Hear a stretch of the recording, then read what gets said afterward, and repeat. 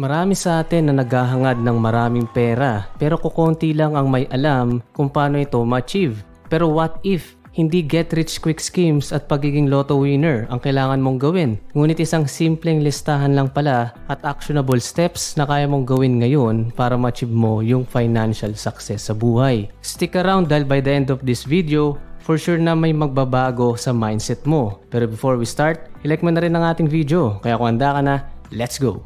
Number 1, kailangan ibahin ng sinasabi sa sarili. Ang mindset natin ang pinakamahalaga. Kung lagi mo sinasabi sa sarili mo na hindi mo kaya, talagang hindi mo kakayanin at hindi mo makakamit yung gusto mo. Pero kapag gumising ka kada umaga at lagi mo sinasabi na kaya ko yan, magiging matagumpay ako, aba talagang malaki ang magbabago sa sarili mo. Changing your internal dialogue is the foundation of everything. Self-belief is powerful, ika nga. Minsan, sarili mo na lang talaga yung kakampi mo, kaya huwag ka namang masyadong negative. Isipin mo, gaganaan ka ba mag-workout sa gym kung yung coach mo ay lagi kang minamaliit? Di ba hindi? Mas gusto mo yung minomotivate ka na mag-push through, na kaya mo pa yan at winupuri yung progress mo. Kaya dapat ganun ka rin sa sarili mo. Baguhin yung sinasabi mo sa sarili at start your day with positive affirmations at positive mindset na kaya mo pang kumita ng malaki at magiging successful ka. Number 2, kailangang equip ka ng knowledge sa pera.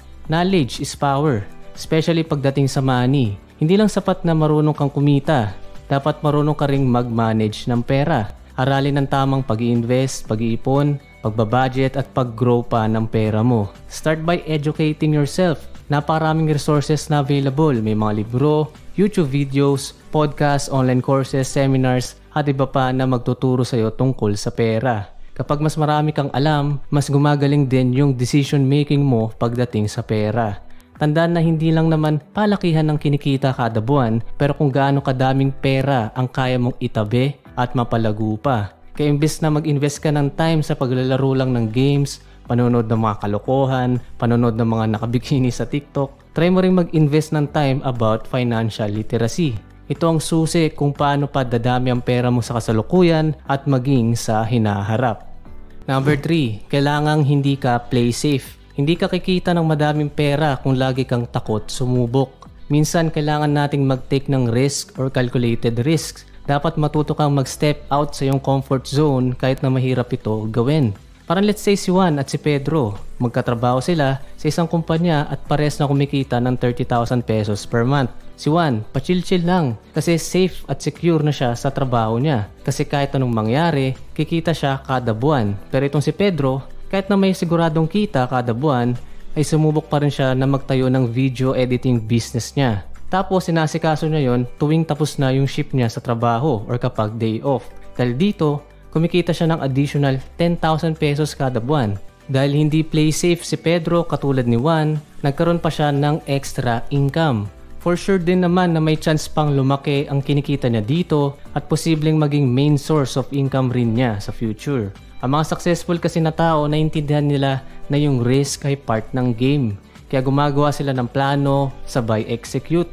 Lagi rin silang handa na mag-adapt, mag-adjust at matuto mula sa mga kabiguan na kakaharapin nila sa pag-take ng risk. Number 4, kailangan mong mag-produce.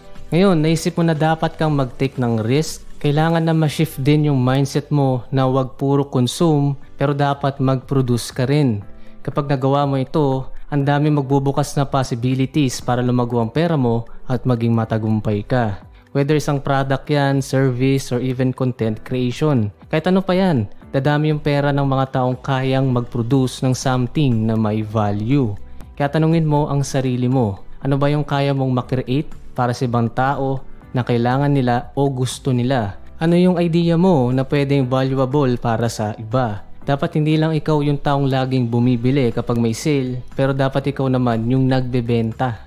Number 5, kailangan mo makagawa ng bago. Huwag kang matakot mag-explore ng mga bagong ideya at gumawa ng innovation.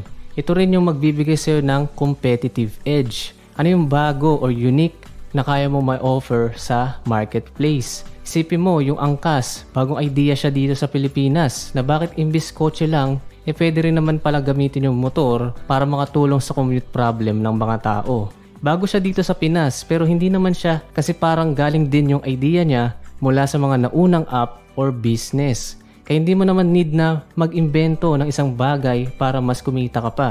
Minsan kailangan mo lang i-combine or bigyan mo ng twist yung existing na produkto na merong demand. Parang si Diwata, Pares Overload. Marami naman ng pares sa bawat lugar. Pero bakit siya pumatok? Kasi meron siyang na-offer na somehow bago. Yun yung unique selling proposition niya.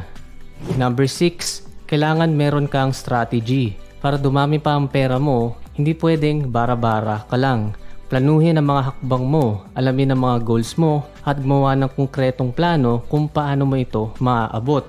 Importanteng meron kang strategy para meron kang guide sa gusto mong puntahan. Set your goals, plan your actions, at gumawa ng step-by-step strategy para matupad ito. Kung magtatayo ka for example ng bakery business, so anong strategy mo para pumatok ito? Kailangan isipin mo saan ang location mo, mag-market research, magkano ang tamang presyo, ano yung pwede mong i-offer na bago or unique. Kailangan mo ba ng promotion sa business mo? Kaya need mong magpagawa sa Johnny Digital na second page natin, shameless plug.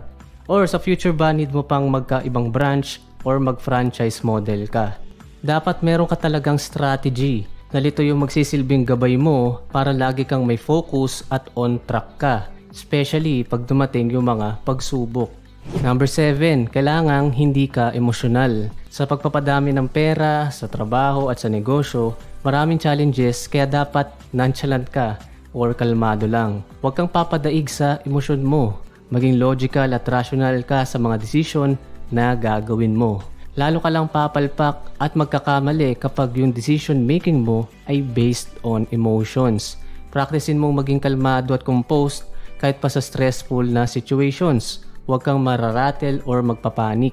Kaya kung emotional ka at nakita mong hindi ka pa rin kumikita sa business mo, for sure na magsasarado ka na, imbis gumawa ng paraan para masolusyonan ang problema. Kung emotional ka masyado, baka hindi ka makabenta kasi lagi kang nakikipagtalo sa customer mo. Kapag emotional ka naman sa investing, malamang na mahirapan ka dahil laging negative ang mga balita. Totoo na a clear mind makes better decisions. Ang pagkontrol sa emosyon mo ay isang vital skill for success at pagpapadami pa ng pera mo. Number 8, kailangan hindi ka umiiwas. Para dumami pa ang pera mo, dapat hindi ka umiiwas sa responsibility at sa trabaho. Maraming tao ang nabubulag sa mga wala ka nang gagawin, tapos kikita ka daw, nasa beach ka lang, tapos kikita ka na. Kumbaga parang tinuturuan ka pang maging tamad. Hindi naman talaga nawawalan ng trabaho kahit na dumami pa yung pera mo. Hindi tayo kailangan ng trabaho, pero tayo kailangan natin ng trabaho. Pero may times na gagaan to some extent yung ginagawa mo. Kasi for example, meron ka ng team members. Pero hindi ibig sabihin na wala ka ng gagawing trabaho at all at hihiga ka na lang sa kama mo.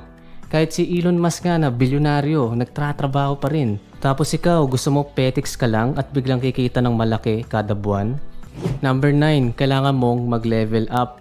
Napakabilis ng pagbabago sa mundo. Laging merong new na technology at trend. Kaya kapag na-stagnant ka, may hirapan ka talaga. Kaya para dumami pa yung pera mo, dapat marunong kang mag-level up ng knowledge, ng skills mo, at dapat updated ka rin sa mga nangyari sa mundo at sa paligid mo. Kung need mong aralin ng FB ads, gawin mo. Kung need mo ng promotional video, gawin mo. Kung need mo ng automation, gawin mo. Dapat nakakasabay ka sa mga changes. Bagong number 10, quick recap tayo ng kailangan gawin para dumami ang pera mo. Number 1, kailangan ibahin ang sinasabi sa sarili. Number 2, kailangan equip ka ng knowledge sa pera. Number 3, kailangan hindi ka play safe. Number 4, kailangan mo mag-produce. Number 5, kailangan mo makagawa ng bago. Number 6, kailangan meron kang strategy. Number 7, kailangan hindi ka emosyonal. Number 8, kailangan hindi ka umiiwas. Number 9, kailangan mong mag-level up. At number 10, kailangan mong magpatuloy lang. Sa dami ng pagsubok na darating sa buhay mo, huwag kang susuko. Ang mga taong nagtatagumpay ay yung mga taong hindi sumusuko, kaya tuloy-tuloy ka lang kahit mahirap. At kung sakaling meron ng konting tagumpay yung naumpisa mong trabaho o negosyo, kumbaga kumikita na ng malaki-laki o maganda, iwasan mo rin na maging masyadong kampante na para bang hindi ka mawala ng kita o trabaho. Dapat meron kang consistency. Dapat hindi nagbabago yung effort na binibigay mo at kung kaya, mas matindi pa dahil nagre-level up ka na sa buhay. Kailangan na mapanatili mo yung gutom mo at disiplina para tuloy-tuloy ang iyong success at pagpapadami ng pera.